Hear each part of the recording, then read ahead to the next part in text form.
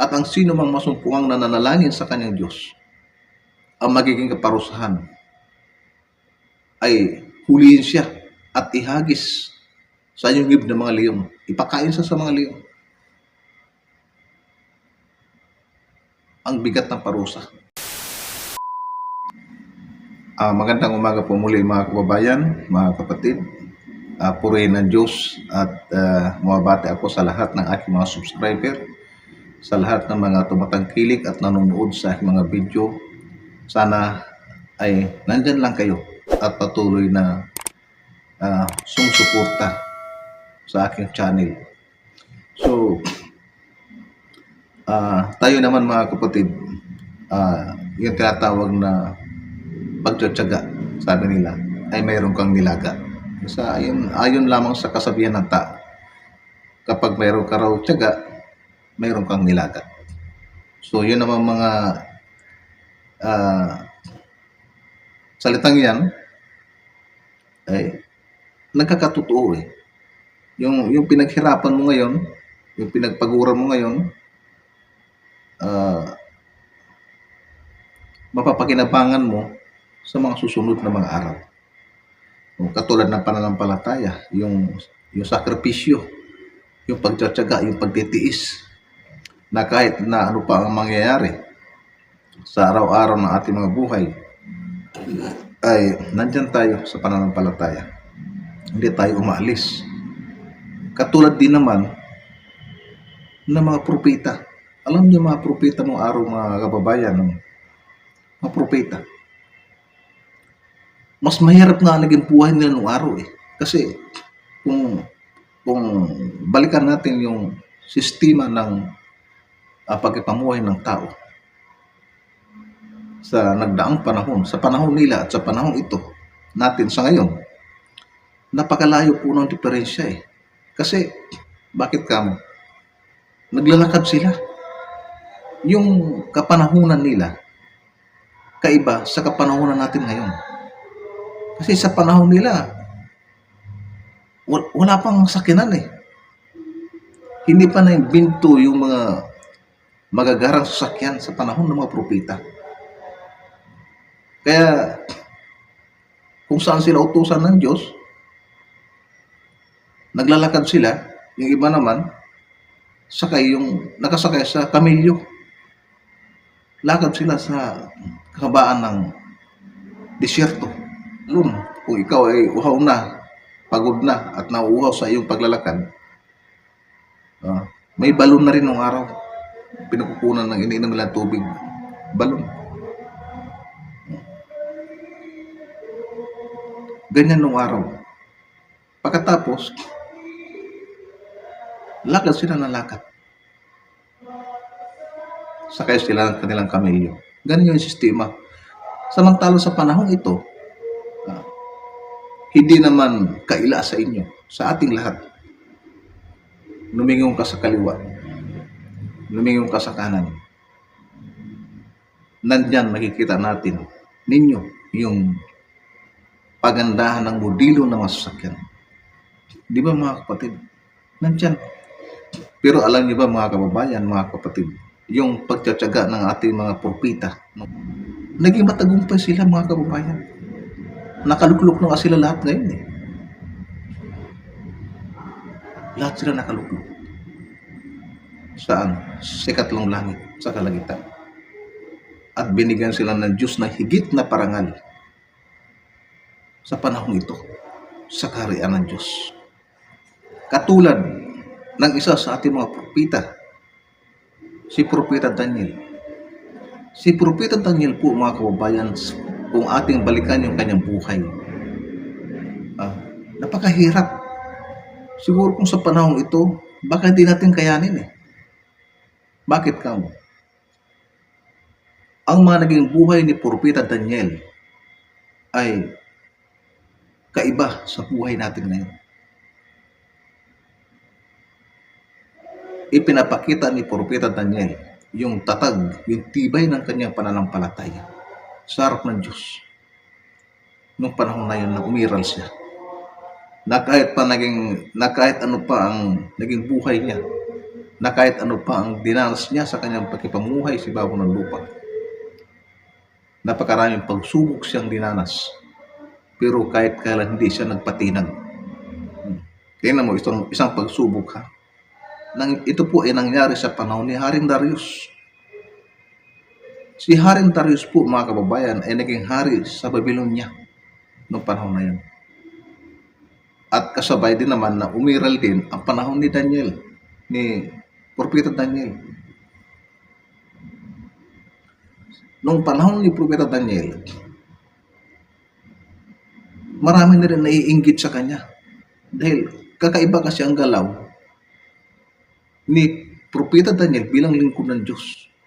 Ngayon ito naman si Haring Darius, siyempre, palibas at hari, marami siyang tauhan. Ngayon gusto siyang siraan ng mga tauhan ni Haring Darius.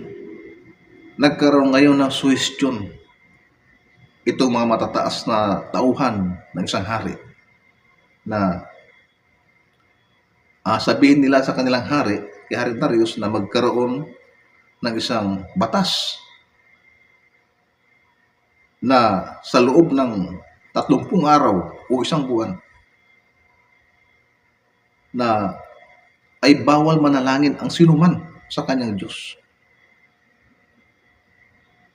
At ang sino mang masumpungang nananalangin sa kanyang Diyos, ang magiging kaparusahan ay huliin siya at ihagis sa yungib ng mga leon. Ipakain siya sa mga leon. Ang bigat ng parusa. Huliin ka, pagkatapos ihagis ka sa mga leon. Siyempre, lapain ka ng mga leon pagka yun ang nangyari. Magkagutay-gutay ang katawan mo nun. Ang madalit sabi, yung batas na yun ay talagang ginawa at nilagdaan nung Haring Darius para maging ganap na isang batas. Kaya ito na, naging isang batas na nga.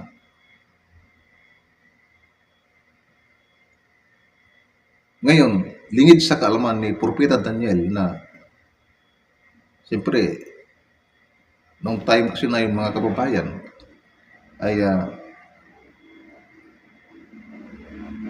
naging kaugalian na ni Propeta Daniel na manalangin ng 3 beses sa isang araw sa ating Diyos, sa harap ng ating Ama.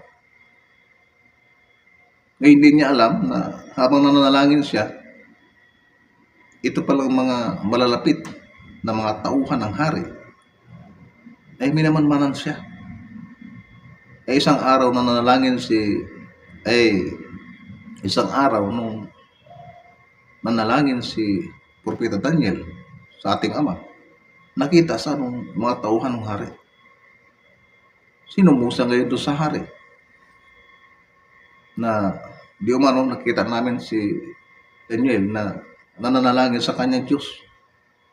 Ay nung time na yon ay nagawa na yung batas na kapag nahuli ka na ikaw ay nananalangin sa iyong Diyos, hulihin ka at pagkatapos ay ihagis ka sa mga leon o sa yungib ng mga leon. Sa kalooban ni Haring Darius na gawin niya yung mga bagay na yun, wala na siya magawa kasi yung batas nandun na inihagis nila sa isang yungib para ipakain sa mga leon. Itong si Propeta Daniel.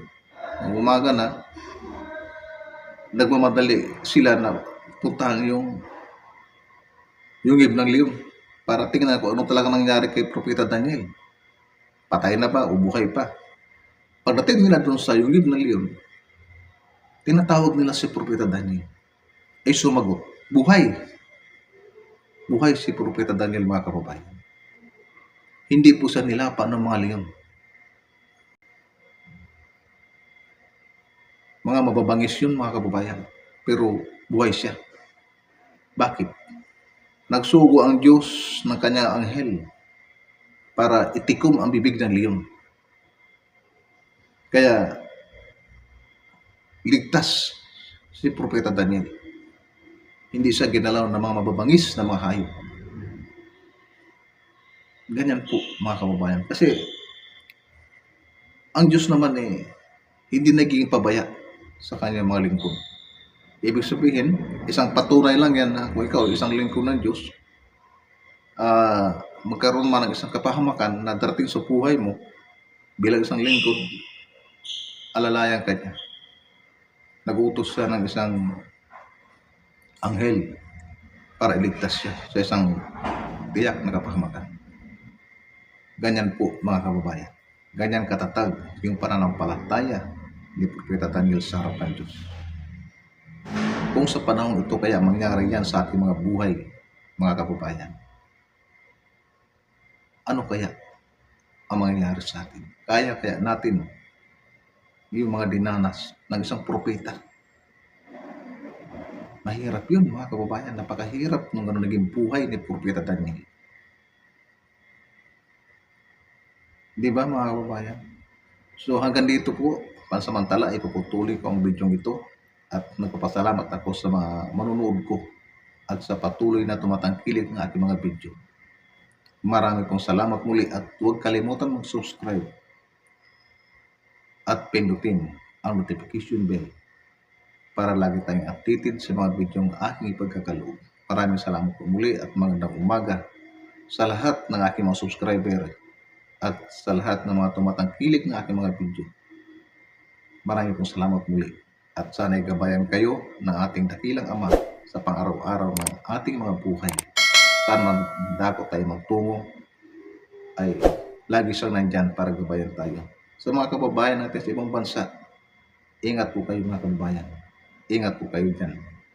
At magandang umaga muli sa bawat isa.